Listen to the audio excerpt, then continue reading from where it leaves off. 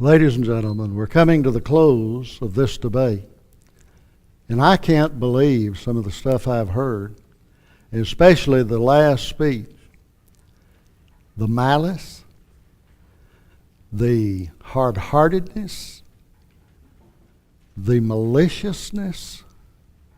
I can't believe that the way he has responded relative to the news of a human being and their death, and then turn around and try to justify a doctrine that implies that God from the very start intended suffering and pain and the horror of physical death, even when man was in his innocent state and had no responsibility in creating such. I don't know what to say about somebody who holds a doctrine like that. I'm sure if atheists get a hold of this, they will love that doctrine, that position. He accuses us being like the Catholics. I don't know what his doctrine is like. It is definitely not Christian. It is definitely not a godly doctrine. And brethren ought to shun this nonsense with every fiber of their being. And by the way, the very passage that says, dying, thou shalt die, is in direct response to the eating of the forbidden fruit. In other words, that will be the condition that day, the day you do that. And he admitted that entails physical death. He just gave up his doctrine. He has two deaths in that passage as a consequence of eating the fruit. He doesn't realize what he did, but he did it. He gave it up. Now in John chapter 5, Brother Neubauer conflates verses 24 through 26 with verses 28 and 29. Grammatically, they are distinct. Commentators, and especially Brother Guy in Woods, lays out a tremendous case in this regard. Universally note the differences between these two sections, both grammatically and contextually. Verses 24 through 26 deal with the spiritual raising that occurs at conversion. Not in AD 70. He simply asserts that, doesn't prove it. Verses 28 through 29 deal with the literal bodily resurrection of both the righteous and wicked dead at the Lord's coming. Notice there is no mention of the wicked being raised in verses 24 through 26. Further, in verses 28 through 29, Jesus says that all who are in the graves, and this is the word for tombs, plural, not grave, not Hades, all that are in the graves shall come forth. And so he is speaking of the resurrection of their bodies from out of their respective tombs. Again, Young's translates it tombs. Now, earlier, he had appealed to a passage by Young where he translated mellow as about to. Young, in his translation, made it on the basis of a one-for-one. In other words, he gave only one definition for each Greek and Hebrew term. He knows, or at least he ought to know, that is not proper translation work. That's not taking into consideration. In fact, he demonstrated that. He demonstrated that when he talked about denotative and connotative differences. Denotation and connotation. You know, you implied that. You implied a difference in definitions and therefore meaning. That's the nature of it. Thank you. He's nodding. He knows he did it. So mellow in some texts does not mean to be, about to be, even though Young in every place translates it that way. The Greek dictionaries and lexicons show that's not the case. That it always means, they show that it does not always mean to be, about to be. And yet, that's what he tries to build his case on. He asks, is not the ark a sign? The Lord did not appeal to the case of the ark. He said, as in the days of Noah. The only thing he focused on was the fact of the normal activities going on. He's trying to read more into the text than's there. He didn't talk about the ark being a sign. That's simply trying to add to the text. Further, John 6.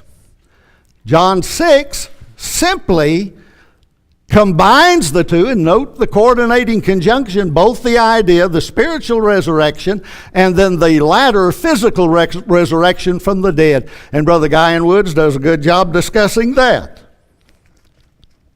Then he talks about 1 Corinthians chapter 15 and whether or not an Old Testament text, well, there is an Old Testament text that mentions by way of and he admitted that, by way of typology, the idea of a resurrection. Jesus used it as that, and he had the right to, did he not? He said, as Jonah was in the belly of the great fish 3 days and 3 nights, so shall the Son of Man be in the heart of the earth. Now, if Jesus could do that, and he's the Son of God, could not an inspired apostle do the same thing and draw the same conclusion? Well, most certainly. Look at Daniel 12. He goes over, he admitted, and I'm glad he brought this up, he admitted that concerning the daily sacrifice, that Dr. Philip Schaff, one of the foremost historians of church history, said that during the destruction of Jerusalem, the tamid, which is the particular word that is used here, the daily sacrifice, tamid is the Hebrew, ceased on July 17th of that year. Do you know when the temple was destroyed? Very next month. You don't have the time he needs. It will not work. He can say, well, I don't accept Schaff. I'm sure Schaff wouldn't accept you. I don't think he would be bothered by your idea of his scholarship. Then, in chapter 12, verse 1, he ignores that at that time, which reflects back to chapter 11, and there is no contrast that he tried to imply in verse 33. It's just not there. You're talking about the king of the north, the king of the south. We're talking about the same time frame. And that's the time of the Seleucid, whether he likes it or not.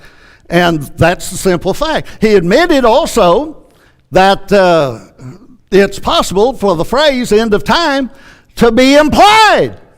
He said, could it be? I asked him, could it be implied? He admitted it. What's he fussing about? We believe that it is implied. By the way, in Daniel chapter 12, verse 1 and 2, verse 1 particular, you have the prophecy concerning thy people. Notice he says those are the Christians. He comes down verse 7, but those are Jews.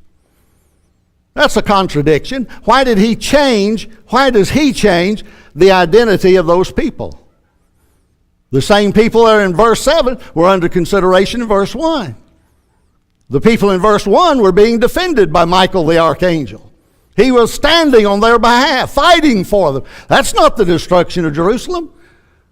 The destruction of Jerusalem, the Jews were being destroyed. Do you know what it comes down to on his doctrine? His doctrine, best summarized, is simply this. Now listen up close, very carefully. It is all about the scheme of redemption, according to this doctrine, is all about God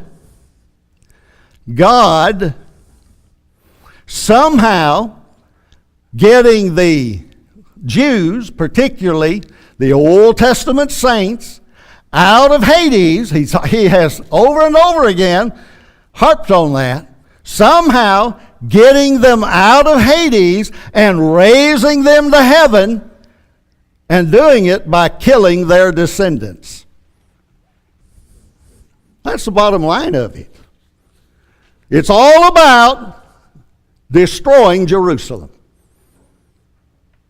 Again, he makes God a moral monster. He then referred to the idea of a reign, that Jesus is going to reign forever, and he jumped to the conclusion from that means on through eternity. Well, the passages he cited and so on, the Greek equivalents as well as the Hebrew, are used of a variety of different things. And I can answer you. You brought it up. It's used of circumcision, for example. I wonder if he believes that's going to continue as a covenant right on through eternity. Passover observance. I thought the law ended at the cross. The care of the lampstands in the tabernacle. The land promise for the Jews in Israel. The land of Canaan, an everlasting possession. The covenant of an everlasting priesthood. That's what he's implied. The very same words that are involved here are used in these texts, or dealing with these very subjects. And so if he's going to be consistent, he's going to have the Hebrew priesthood still existing. He can't escape that. Romans 7. You brought it up. I have a right to answer it. Romans 7. He brought this up too, and I did. The last speech referred to part of it. Romans 7. Look at the text. Or are you ignorant, brothers? For I speak to those knowing the law, or knowing the law, that the law lords it over the man for as long a time as he lives. For the married woman was bound by the law, or bound by a law, that is, particularly the law of the husband, to the living husband. But if the husband dies, she is set free from the law of the husband. So then, if the husband is living, she will be called an adulteress. She's doing business as such, the Greek says, if she becomes another man's. But if the husband dies, she is free from the law, so as for her not to be an adulteress by becoming another man's, or being married to her, most translations read. By the way, he says the law of Moses was in effect till AD 70 fully.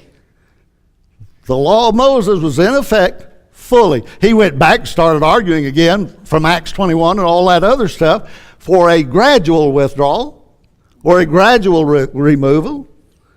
He doesn't think so, but that is the implication.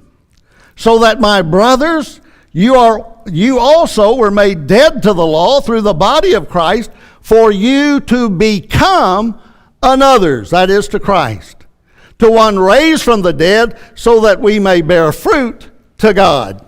For when we were in the flesh, the passions of sin were working in our members through the law for the bearing of fruit unto death.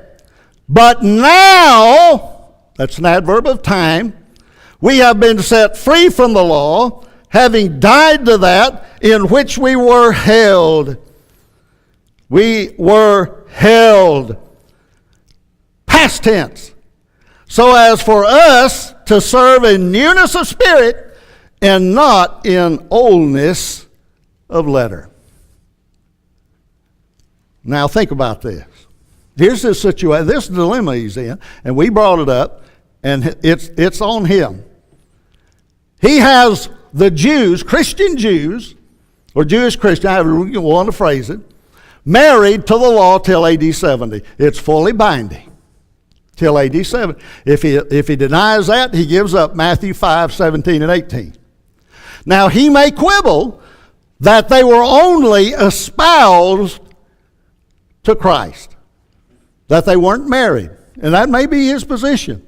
See, he admits it. He said, now, here's the problem he's got. He thinks that helps him. How many of you women folk, what would you think of a husband that's married to you who then espouses himself to another woman while still married to you. That would be the implication. You said you're espoused. You're espoused. The church is espoused to Christ. You held your little thumb up. You said these Jewish Christians are espoused to Christ and yet married to the law. You can't deny that. He sits there and puts it. Now he wants to walk it back. He overstated his case. How many times we heard that this week? Several, haven't we? But here we are.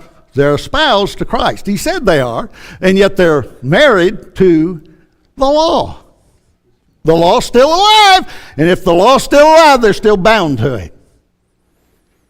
Married to the law, espoused to Christ. Now what you have is this. You have bigamy, or at the very least, a violation of one's marriage oath to the woman or to the man, as the case may be if you're a woman. Now think about that. But what about if in that espousal you begin having children with that second individual to whom you're espoused? What does that imply concerning the children? That's why we said the children would be illegitimate. That's adultery. And that's what this doctrine implies concerning Christ. It is blasphemous. It is evil. These men have said, in fact, he got up here. And again, he claimed what he was doing. And he boasted about splitting churches, tearing up congregations, taking over places. We're going to take them. That's the idea. That's the spirit they manifest. And at the same time, they continue to drive the wedge while they claim they're concerned about fellowshipping everybody. They started the problem. There was no division over this until they came out with this and began to push it and push it and push it and divide churches over it. They ought to be ashamed of themselves to seek such division. It is an evil, divisive spirit, and that is the very spirit of a heretic. Titus 3:10 deals with that. He says, I'm not a heretic. But when you keep causing division, and at the outset they said this was all just a matter of opinion. If so, then they should have just set it aside and stopped pushing it. But they didn't. Brethren, they split the log. They caused the division. And they are still proud and arrogant about it, and God will hold them to account and those that assist them in this. It's pure evil. They ought to hang their head in shame. But they're not. They're not. At least not yet. I pray that they would. I pray that they would soften their hearts, that they would realize the damage their doctrine is doing. Right now, according to that little paper, and I asked him about this and he ignored it, are they now questioning the baptism of brethren that do not agree with them? Is that where they are? We come back also, another terrible aspect of their doctrine is its effect on the Godhead. He implies, in fact, he even stated that aspects of the deity of Christ had to be absorbed on the cross, that the Father and the Spirit absorb aspects of the deity of Christ. Thus, it makes him just man when he died, and it implies there is no salvation. And he can get up here and talk about how the wonderful things that are available in this world. Notice I said that was what they're concerned about. This world, the material.